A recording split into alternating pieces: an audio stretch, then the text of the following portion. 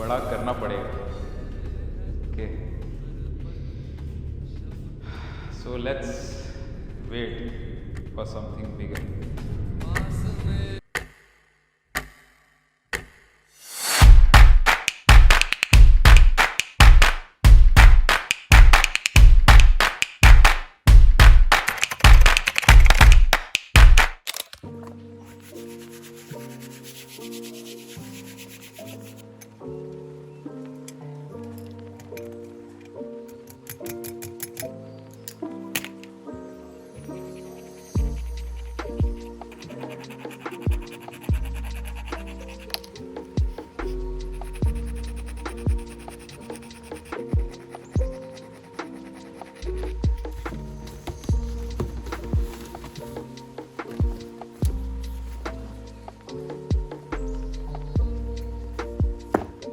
ऐसा बोला जाता है कि अगर सिर्फ आप YouTube पे ट्यूटोरियल्स देख रहे हो, वीडियोस देख रहे हो, किसी को स्केच, आर्टवर्क्स, पेंटिंग्स बनाते हुए सिर्फ देख रहे हो, लेकिन समझ नहीं रहे हो कि वो जो भी आर्टिस्ट की आप वीडियो देख रहे हो वो उसको क्यों बना रहे हैं, उसके पीछे का रीज़न क्या है, तब तक उसका कोई मतलब नहीं है। ये वाला जो पॉइंट मैंने आपको अभी बोला, ये मैंने सबसे पहले सीखा था सीजर सेंटोस से। और उनसे मैंने काफ़ी बार बहुत सारी चीज़ें डीपली सीखी। तब मुझे रियलाइज़ हुआ कि ऐसा क्यों बोला जाता है। देखो, ऊपर से मैं पेन कैसे चला रहा हूँ, मैं पेंसिल कैसे चला रहा हूँ, ये सब देख देख के आप कॉपी कर सकते हो, आपका वर्क इम्प्रूव भी होगा। लेकिन ऐसा मैं क्यों कर रहा हूँ, जब आप ये जानेंगे तो आपको पता चलेगा कि इसकी इंपॉर्टेंस एक्चुअल में है क्यों। आज मैं स्केच कर रहा हूँ कैनवस के ऊपर। कैनवस के ऊपर जब हम ऑयल पेंटिंग या एक्रिलिक पेंटिंग करते हैं तो वहाँ पे पेन से स्केचिंग नहीं की जाती है, क्योंकि पेंटिंग के आर पार पेन के निशान, पेन के दाग दिखते हैं, तो इसीलिए पेन से ड्राइंग नहीं की जाती है। कैनवस पे जब ड्राइंग की जाती है तो या तो पेंसिल से की जाती है या तो चारकोल से किया जाता है, और पेंसिल से ज़्यादा चारकोल रेकमेंड किया जाता है, क्योंकि चारकोल ऑयल कलर या एक्रिलिक कलर के साथ घुल मिल जाता है। ओके, लेकिन आज मैं पेन से स्केच कर रहा हूँ, जस्ट कि इसको मैं एक्सपेरिमेंटेशन के हिसाब से कर रहा हूँ। दूसरा, इसके ऊपर मैं कलर नहीं करने वाला हूँ, इसको मैं एज ए स्टडी कर रहा हूँ। अब ये जो शब्द मैंने इस्तेमाल किया स्टडी, ये स्टडी वर्ड आज के टाइम कहीं ना कहीं विलुप्त होता जा रहा है, घूमता जा रहा है, कहीं मिल नहीं रहा। आजकल लोग डिटेल पेंटिंग, कलरफुल पेंटिंग, सुंदर पेंटिंग, ये पेंटिंग, वो पेंटिंग, सारी चीज़ों ट्राई कर रहे हैं, लेकिन स्टडी नहीं कर रहे हैं। और स्टडी बहुत ज़्यादा ज़रूरी है। देखो, मैं अगर चाहता हूँ कि मैं कोई ऐसा आर्टवर्क बनाऊँ जहाँ पे मेरा खुद का कोई कॉम्पोजिशन हो, या मेरा कोई ऐसा थॉट है, कोई आइडिया है जिसको मैं अपने आर्टवर्क में दर्शाना चाहता हूँ, उसके पहले स्टडी करना बहुत ज़रूरी है कि किस तरीके का वो आर्टवर्क होना चाहिए।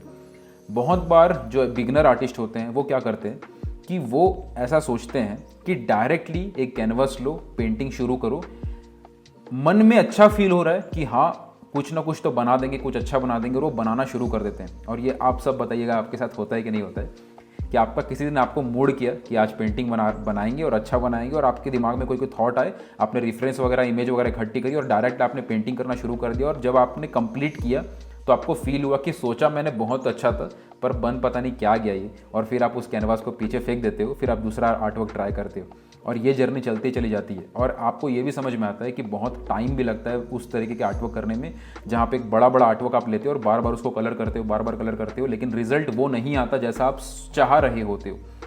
और सबसे मज़े की बात, हमें पता नहीं चलता इस केस में कि हम गलत कहाँ हो रहे हैं। ओके, देखो, आर्ट अगर गलत बन रहा है और आपको आर्टवर्क, जो भी आप आर्टवर्क बना रहे हैं, और उसमें आपको सेटिस्फैक्शन नहीं मिल रहा, आपको कहीं ना कहीं कोई मिस्टेक दिख रही है, तो इस बात को गांठ बांध लीजिए, क्योंकि ये बात बहुत पानी की तरह क्लियर है कि अगर आपके आर्टवर्क में गलती फील हो रही है तो वो गलती ड्राइंग और आर्ट के प्रिंसिपल्स के लेवल पे होती है। कभी भी कोई गलती इतनी बड़ी नहीं होती है कलर के लेवल पे कि उसके दम पे पूरा आर्टवर्क इतना ख़राब दिखे कि आप उसको फाड़ के फेंकना चाहें या नहीं रखना चाहें। मेजर जो गलती होती है वो ड्राइंग और फंडामेंटल्स के लेवल पे होती है। फंडामेंटल यानी कि जैसे अगर मैं यहाँ पे स्केच कर रहा हूँ, इस ओल्ड मैन की स्केच कर रहा हूँ, तो डार्कनेस और लाइटनेस को स्टडी कर रहा हूँ मैं यहाँ पे पेन से डायरेक्टली। आप रफली देख सकते हो कि जो इस तरफ का हिस्सा है यहाँ पे परछाई पड़ रही है, तो मैंने रफली यहाँ पे शेडो दे दिया।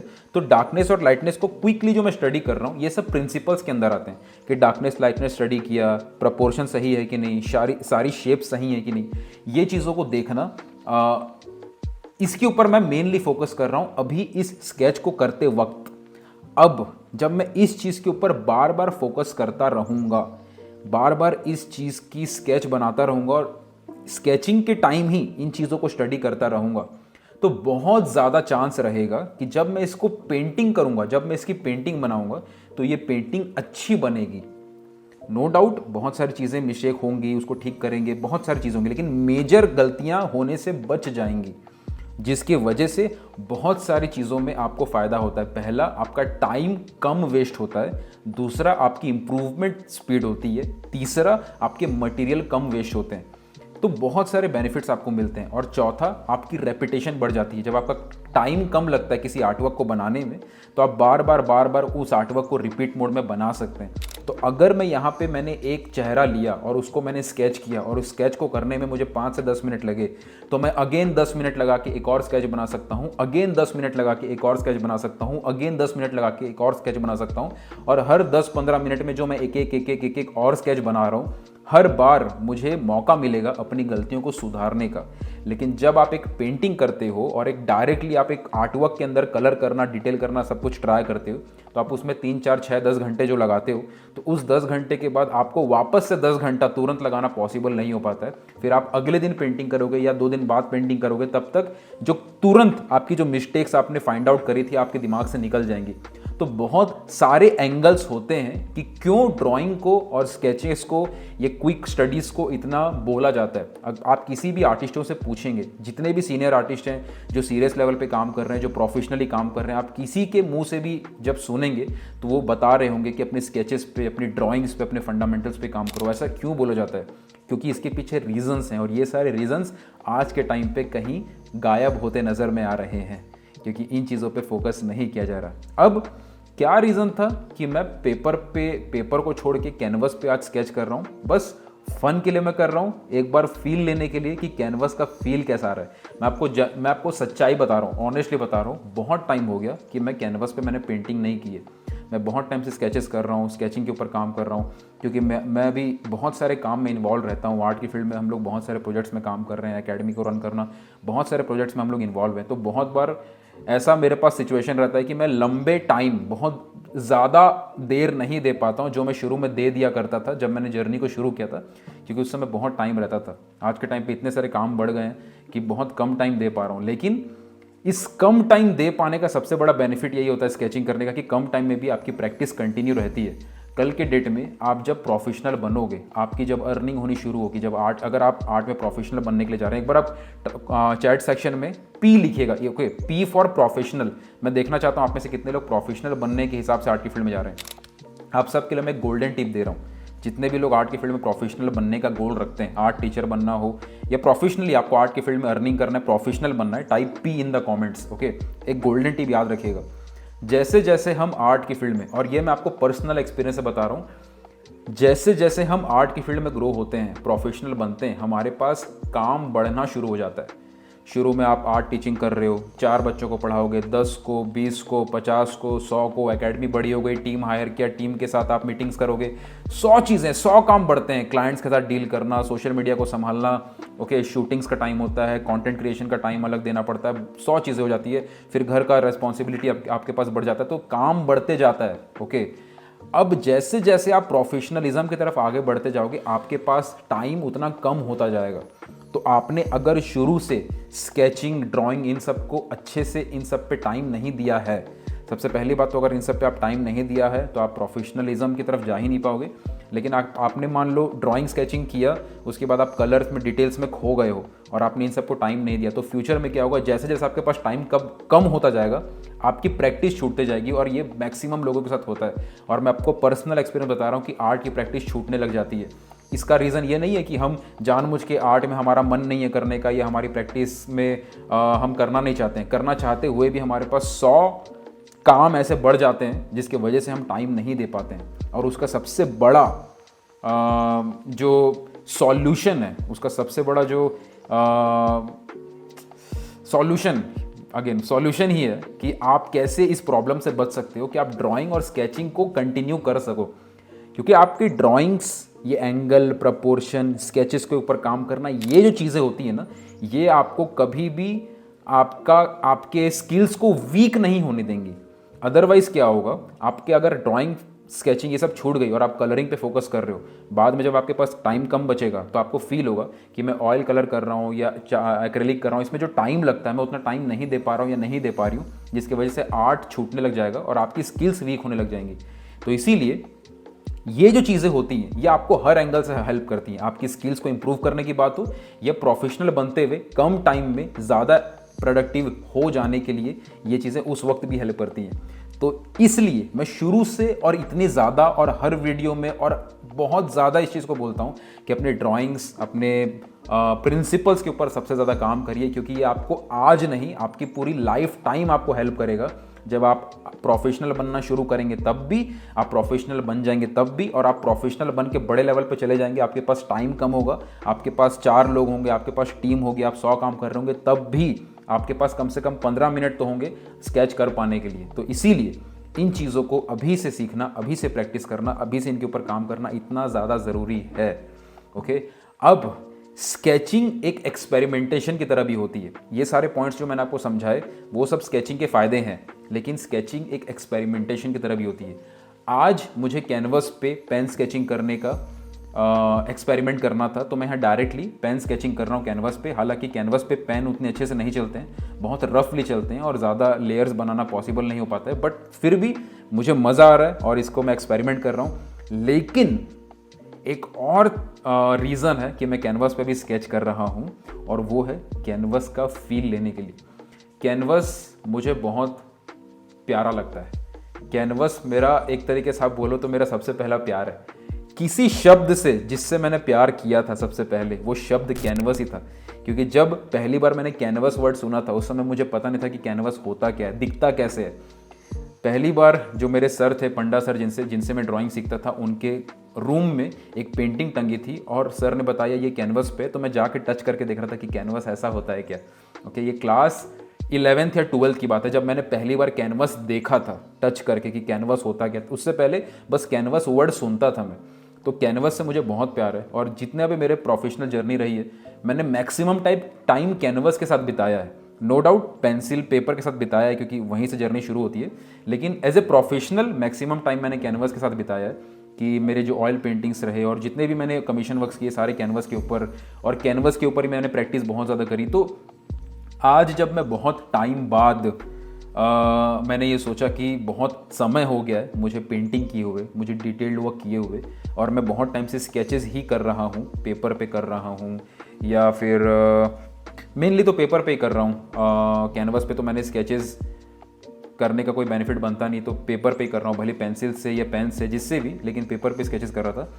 लेकिन आज आई फील कि उस कैनवस को एक बार वापस से महसूस किया जाए, क्योंकि मैं आपको एक बहुत दिल से एक चीज़ शेयर कर रहा हूँ। जब हम किसी सरफेस के ऊपर काम करते हैं ना, तो सरफेस की फीलिंग को हम फील कर पाते हैं, और वो फीलिंग बहुत ज़्यादा हेल्प करती है हमारे अगले वर्क को सपोर्ट करने में। ये बातें थोड़ी अजीब लग रही हैं, हो जाता है कभी कभी, लेकिन होपफुली अगर आप समझ रहे हो तो आपको भी मेरी बात फील समझ में आ रहा होगा। एक बार कमेंट में लिखिएगा ज़रूर, फील लिखिएगा। ओके, फील, अगर आप इस पॉइंट को फील कर पा रहे हो। मैं फिर से रिपीट करता हूँ, मुझे अगर किसी चीज़ पे काम करना है, जैसे मुझे अगर कैनवस पे एक पेंटिंग बनानी है, तो उस पेंटिंग को बनाने से पहले कैनवस पे थोड़ा सा रफ काम करना, थोड़ा सा एक्सपेरिमेंट करना एक एहसास दे देता है उस सरफेस का। वो सरफेस का एहसास काफ़ी होता है मुझे तैयार करने के लिए, इससे पहले कि उस सरफेस पे मैं आगे का या थोड़ा ज़्यादा देर टिकने का या ज़्यादा कुछ घंटे जो मैं लगाने वाला हूँ पेंटिंग करने के लिए, उसके लिए मुझे तैयार कर देता है। जैसे फॉर एग्जांपल, अगर कोई सिंगर स्टेज पे परफॉर्म करने वाला होता है, तो उस स्टेज पे परफॉर्मेंस से पहले, एक दिन पहले वो स्टेज में जाके देखता है कि ऑडियंस कहाँ बैठेगी, कहाँ कहाँ पे मैं खड़ा होऊंगा। चलो, वो स्टेज की प्रिपरेशन के एंगल से वो चीज़ वो करता है, लेकिन एक आइडिया मिल जाता है कि मुझे क्या करना है, तो एक कॉन्शियस लेवल पे वो चीज़ों को समझना शुरू कर देता है। तो वैसे ही यहाँ पे मैं एक पेंटिंग करने वाला हूँ, और पेंटिंग से पहले मैं थोड़ा सा फील ले रहा हूँ कैनवस का, और इस फील को पाने के लिए मैं यहाँ पे रफली स्केच कर रहा हूँ। अब ड्राइंग आर्ट के फंडामेंटल्स, आर्ट के प्रिंसिपल्स की सबसे खूबसूरत बात यही होती है कि आप किसी आर्ट के टूल के मोहताज नहीं होते हो। कहीं पे भी ऐसा नहीं लिखा गया है कि कैनवस पे पेन से स्केचिंग करना चाहिए या करी जानी चाहिए या आप कर सकते हो।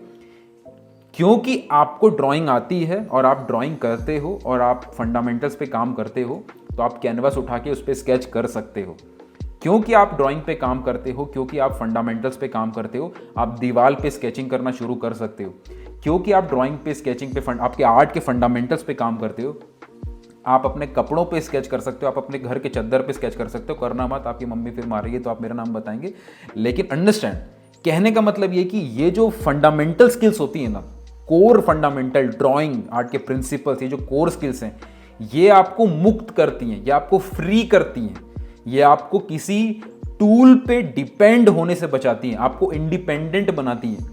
तो अगर बारीकी से अगर आप समझो ना ड्राइंग और फंडामेंटल्स आर्ट के प्रिंसिपल्स को, तो ये इस बारीक लेवल के स्किल्स हैं, इतने महीन चीज़ें हैं, इतनी खूबसूरत चीज़ें हैं कि ये आपको मेंटली फ्री कर देते हैं हर चीज़ से। तो दैट इज़ वाई अपने ड्राइंग स्किल्स पे, अपने फंडामेंटल्स पे काम करना कभी मत छोड़िएगा। डजेंट मैटर आपका कौन सा कलर फेवरेट है, कौन सी टेक्निक आप सीखना चाहते हो, हाइपरलिज्म, फोटोलिज्म, जो भी चीज़ आपका फ्यूचर का गोल है, इन पे काम करना बंद मत करना, क्योंकि यही वो चीज़ें जो आपको हमेशा इस फील्ड से कनेक्टेड रखेंगी और आपको इंडिपेंडेंट बनाएंगी, आज़ाद करेंगी, और आप आज़ादी के साथ अपने आर्ट स्किल्स को फॉलो कर पाएंगे।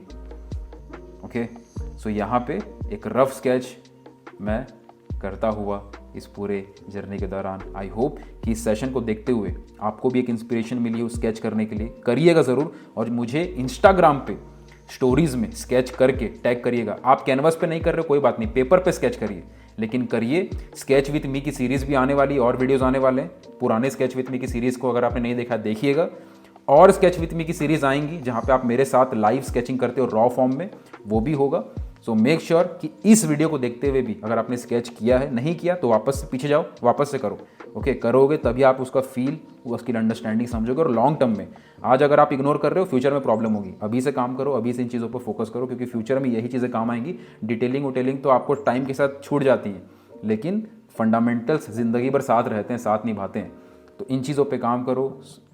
काम करने के बाद, स्केच करने के बाद इंस्टाग्राम पे मुझे टैग करना, और ये दोनों चैनल को टैग करना ज़रूर, बिल्कुल मत भूलना।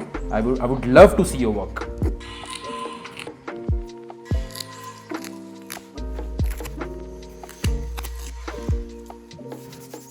सो हियर इज़ द स्केचिंग, और ये स्केचेस, छोटे छोटे जो स्केचेस हम करते हैं, काफ़ी ज़्यादा हेल्पफुल होता है स्टार्ट ओवर फिनिश रूल को रिपीट करने में।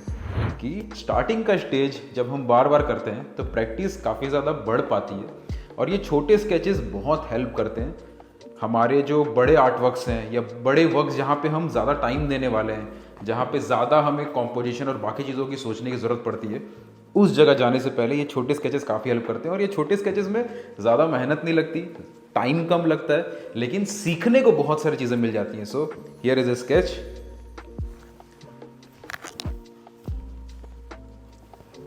और ऐसे स्मॉल स्केचेस मुझे करने में बहुत ज़्यादा इंटरेस्ट भी आता है, और प्रैक्टिस वाइज ये चीज़ें बहुत ज़्यादा हेल्पफुल हैं।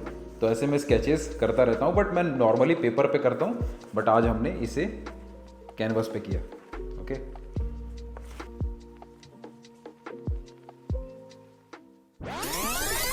वेट, क्या मैंने आपको ये बोला कि ये छोटे स्केचेस हमें कोई बड़े आर्टवर्क्स करने में हेल्प करते हैं?